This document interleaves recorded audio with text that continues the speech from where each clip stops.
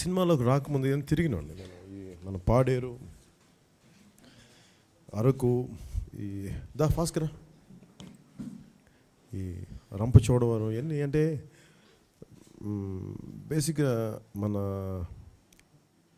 మన సాంప్రదాయం అంటే నేను ఇది ఎలా చూస్తుంటే మన గిరిజన సాంప్రదాయాలు, మన స్థితిగతులను, మన జీవన విధానం అర్థం చేసుకునే సినిమాల్లోకి వచ్చిన తర్వాత పాలిటిక్స్ రాలా.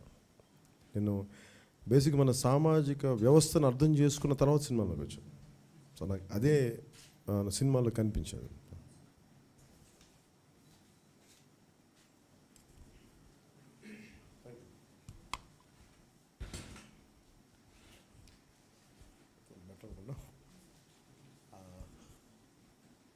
నాకు మేజర్గా మన నేటివ్ కల్చర్ని చంపేయడం, గిరిజన సాంప్రదాయానికి ముఖ్యంగా ఉండాల్సింది మన అవసరం రాజ్యాంగం కల్పించింది. ఇప్పటికి ప్రకృతి, అడవులు ఇంకా ఉన్నాయంటే గిరిజన సాంప్రదాయం బతికి ఉండబట్టి దాన్ని మెథాడికల్గా చంపేస్తుంటారు. ఇందాక ఎవరో ఒక మన టీంని పంపించి వీడియో తీయించాం. పంపిస్తే వాళ్ళు ఏమన్నారంటే, ఇది మినీ ఊటీ, ఇది ఊటీ లాంటి ప్రాంతం, మంచి కొండలు ఉన్నాయి, ఈ కొండల్లో బాక్స్ సైట్ ఉంది కదా అని తవ్వేస్తే మరి నాశనం అయిపోతాయి కదా, శూన్యం అయిపోతుంది. అంటే ఒక్కసారి స్థితిగతులను చంపేయటం. సమస్య ఎక్కడ వస్తుంది మాట్లాడటానికి, నేను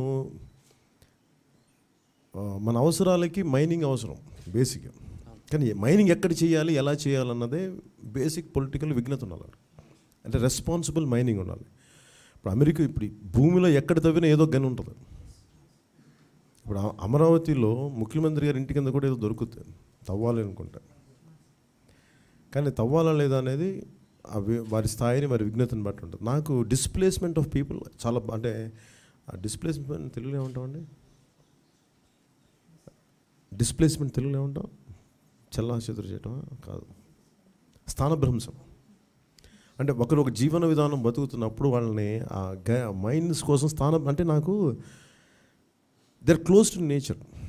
మన గిరిజన సాంప్రదాయాలు చాలా తక్కువ వనరులతోటి, అంటే ఒక 10 అంతస్తులు మేడ కట్టాలంటే ఎంత రిసోర్సెస్, ఎన్ని రిసోర్సెస్ వేస్ట్ చేస్తే 10 అంతస్తులు మేడ రాదు. అలాంటిది గిరిజన జీవన స్థాయి చాలా తక్కువ రిసోర్సెస్ తోటి, చాలా తక్కువ ప్రకృతి వనరులతోటి బతుకుతాం. అది ప్రకృతికి మమేకమై